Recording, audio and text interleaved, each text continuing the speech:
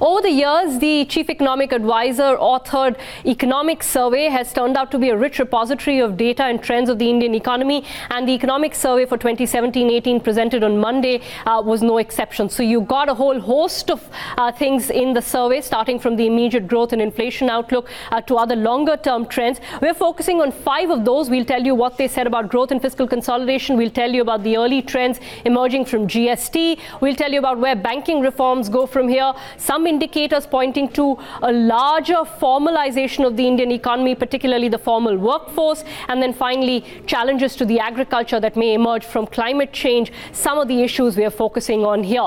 The immediate concern, though, as always, was what does the Economic Survey say about growth and what does it say about fiscal consolidation? It was a story, as Chief Economic Advisor Arvind Subramaniam said, of revival and risk. The revival coming in on the growth front, where they are expecting growth to pick up to a range of 7 to 7.5% in FY19 compared to about 6.75% in the current year. That was along expected lines. But the Economic Survey also talked about the fact that there could be a pause in the fiscal consolidation roadmap. Remember, in the current fiscal year, you are unlikely to meet the target of 3.2%. But the fact that the Economic Survey talked about or justified a pause in fiscal consolidation spooked the markets, at least the bond markets, where the yield on the new 10-year benchmark note jumped up by almost 13 basis points, closing at close to 7.44%. So the immediate outcome from the Economic Survey was certainly not positive from a government standpoint as it heads into the budget. That was the key and important sort of immediate takeaway.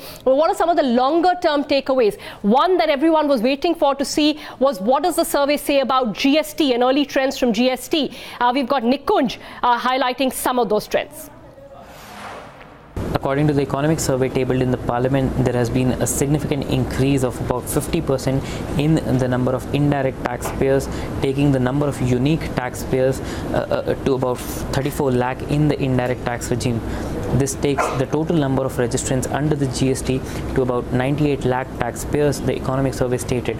There's also been a large increase in the voluntary registrations by small taxpayers who do businesses with large enterprises so that they can avail input tax credit facility.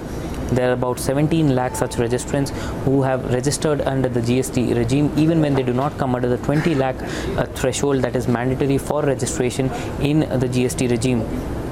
The survey also says that GST collections have risen by about 12%, and going by the average GST collected, a single GST rate which would preserve revenue neutrality would be somewhere between 15 to 16%.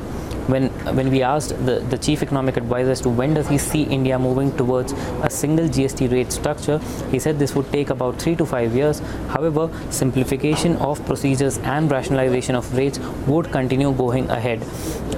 There's also another interesting figure that the Economic Survey states, which says states' share in the tax collected grew by about 25% in the April to November period, which was much higher than the centre's net tax collected, which grew by about 12.6% in the same period. This allays fears of major producing states which were fearing that their revenues would be lost once GST is implemented. All right, those are the key takeaways from GST, one of the big issues that has played out over the course of the current fiscal. The other big issue that's been playing out has been the recapitalization of banks. Remember, the government has finally announced a 2.11 lakh crore recapitalization package. The question now is what is the reform agenda that follows from this package? The Economic Survey very clearly said that the 4 R's, which was recognition, which was resolution, recapitalization and reform, the first 3 of those R's have actually been initiated, but the focus should now be on the 4th R. We've got Vishwanath Nair reporting on that. Banking reforms will have to be the key focus area for the government in the upcoming financial year. That is something that Arvind Subramanian, the Chief Economic Advisor, has pointed out in the Economic Survey for the financial year 2017 and 18. Now, the Indian banking system has been struggling with a large NPA problem as well as a capital problem. Most of this has been reflecting into the balance sheets of the public sector banking system. To deal with these issues, the government has introduced the Insolvency and Bankruptcy Code on the resolution front, program, as well as a 2.11 lakh crore recapitalization program, so that some of these banks can come back into shape and be able to lend so that the economy can grow. However, reforms will have to be the focus now going ahead, so that the weaker banks can see some of their operations being curtailed, while the stronger banks can see higher private participation. All right, so I think the essential takeaway with that was that there should be higher private participation in financing, not necessarily privatization of banks. Let's move on to a broader trend of formalization in the Indian economy. That was highlighted not just by the data that came in on account of GST, but also some of the formal sector payroll data that the economic survey talked about. They suggested that the extent of formal payrolls is larger than what has been anticipated. Let's go across to Alex to detail that aspect. For years now, economists in India have had to contend with a lack of comprehensive jobs data. But instead, they've had to deal with proxies that estimate the size and nature of the workforce. There's an interesting snippet in the economic survey document that seems to suggest that the formalization of the workforce in India is far more advanced than previously thought. If you were to look at formality of the workforce defined in terms of social security provided, it yields an estimate of the formal sector payroll at around 6 crore. Add to that the 1.5 crore of government workers excluding defense, and it amounts to 31% of the non-agricultural workforce. Now here's the interesting part. When formality was defined in terms of being part of the goods and services tax net, the formal sector payroll share was found to be as much as 53%.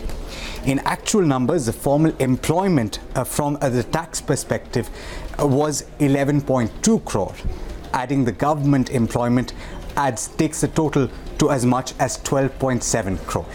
That's the economic survey weighing in on the jobs debate, which certainly hasn't been conclusively resolved, but they are suggesting that the formal payrolls are higher than earlier anticipated. Let's move on to what the economic survey had to say about agriculture. Some long-term trends being highlighted, in fact, long-term concerns being highlighted on account of the climate change and the impact that can have on the Indian agricultural sector.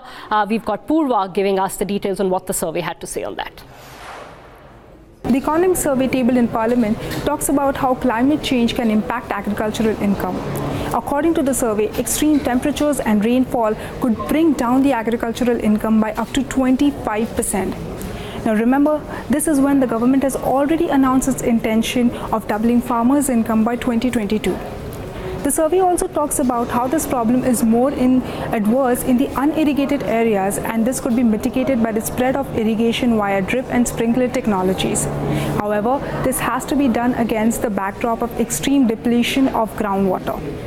Finally, the survey also talks about replacing the untargeted subsidies in power and fertilizers by direct income support. Those are some of the key issues raised by the economic survey. But the quote of the day coming in from Arvind Subramaniam, both in the survey and in the press conference, and he said that anybody who uses it will have to pay him royalty. Well, the economic survey talks about a trend where India has moved from times of crony socialism to stigmatized capitalism.